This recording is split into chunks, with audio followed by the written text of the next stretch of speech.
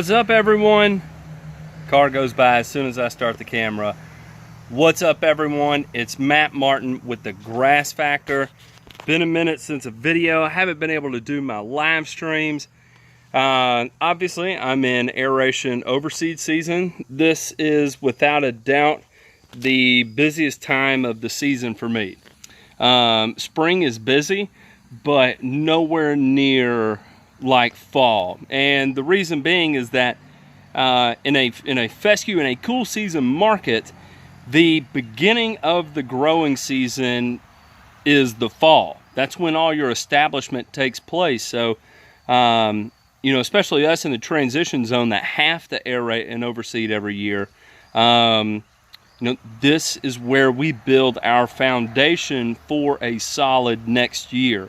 So while spring is a busy time of season, it's busy on the sales side, it's busy on the production side, and you know, you've got a short narrow amount of time to get your pre-emergence down and your fertilizers down.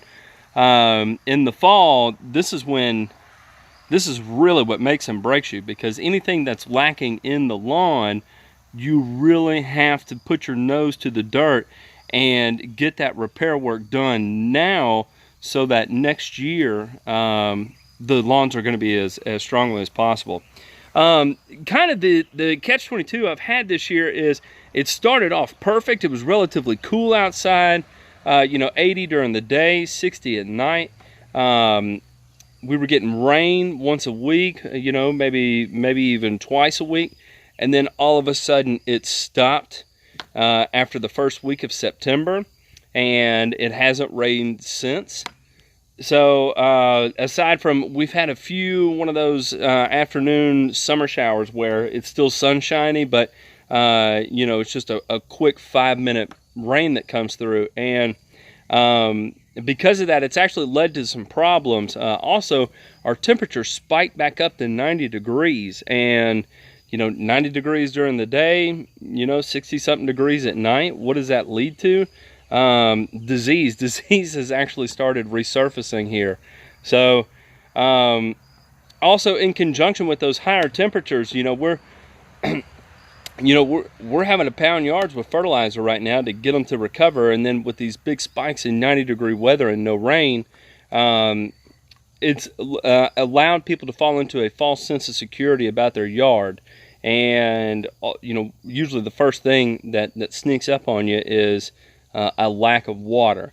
And especially when you get these little 5-minute showers in the afternoon, I'll show you some pictures here of what damage actually took place. So you know, this is on a yard where you know, getting aggressive with the fertilizer, it spikes to 90 degrees. We get, you know, real light rains come through in the afternoons, and what happens? Fert burn, salt burn. So I'll go ahead and show you those pictures now.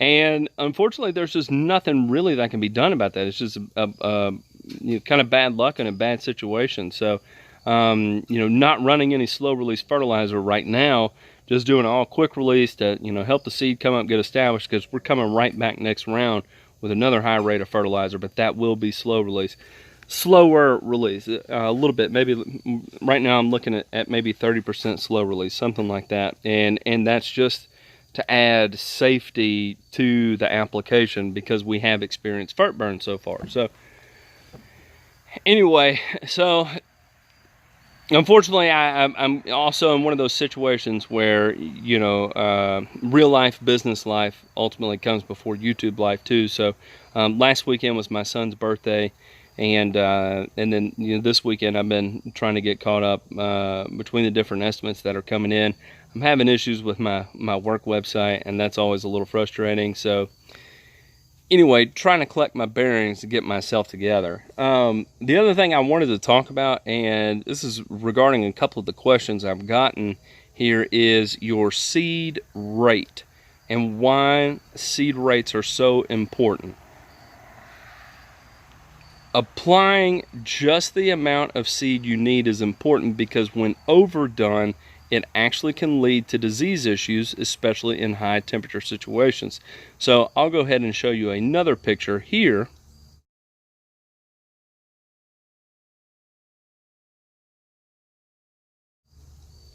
That was sent in by, actually, one of the viewers sent me this picture and asked what's wrong. And this is the most textbook picture of Pythium I have ever seen. So what happens is as you put down your seed and say you get extra heavy, you're talking like 15, maybe even 18 pounds per thousand. There is no room for those seedlings to breed. There's no room for those seedlings to develop, because where you may have one plant like this that comes up from a seed, this plant may develop into something that's 6 inches or 8 inches wide, and if it doesn't have that room to grow and expand, you're gonna have ultimately a plant that suffers because it doesn't have any room. So case in point, I kind of wanted to show you probably an example of, actually this is probably an example of a pretty good seed rate here. Let me show you. So this is in my front yard here, and I killed it all, and I have not watered it yet, but I've got seed down, and even with that really this has only been rained on once. And this is how much seed has come up. This is really only about at the low point in my yard. But if you look here, if you look at the distribution of this here, I'm actually okay with this, because with this amount of coverage right here, as these plants mature and develop, it's actually going to be extremely thick. So even if you look down and you see, well, I got plenty of space. I probably got 4 inches between these plants and these plants. Yep, that's 4 inches. However, if this is going to expand 4 inches this way, and this is going to expand 4 inches this way, then you've covered that area up. So there's no need for it to look like this as your seed comes up and you can't see the ground. Even that's not terrible, but just be careful, be cognizant of situations where, when your seed come up, it looks like you've got instant coverage, because actually that's a little bit of a counterintuitive thing. What you're doing is not giving room for your seed to breathe, and ultimately what will happen is either disease will set in or it'll fail. So anyway, y'all, just gonna wrap up today. Wanted to share a little bit of what's been going on in my personal life in the video there before, and just kind of update you on where I've been, what I've been doing, and really just trying to get my aerate overseed season under wraps. It's been incredibly busy. It's been way more successful than I anticipated. So it's all good things. It's just, unfortunately, I've had to really dial in my time there. Also, the GIE is coming up. I'm still going to be at the GIE. I hope to see y'all there. We're, what, 2 weeks, 3 weeks away from the event. So again, if you want to find me there, I will be at the Permagreen booth hanging out with those guys. I'll be there Wednesday, Thursday, and Friday. So feel free to swing by, talk, have a conversation. That's the whole reason I'm there for, is to be able to talk and interact and network with everybody. So feel free to get a hold of me then. So anyway, y'all, enjoy the rest of your week. Have a good week. I'm going to try and get some more content out this week. There's a lot going on out there that I'd like to share with you, and just wanted to explain where I've been and why I've been absent. But anyway, thanks everybody for watching. I hope you have a good one. Take care.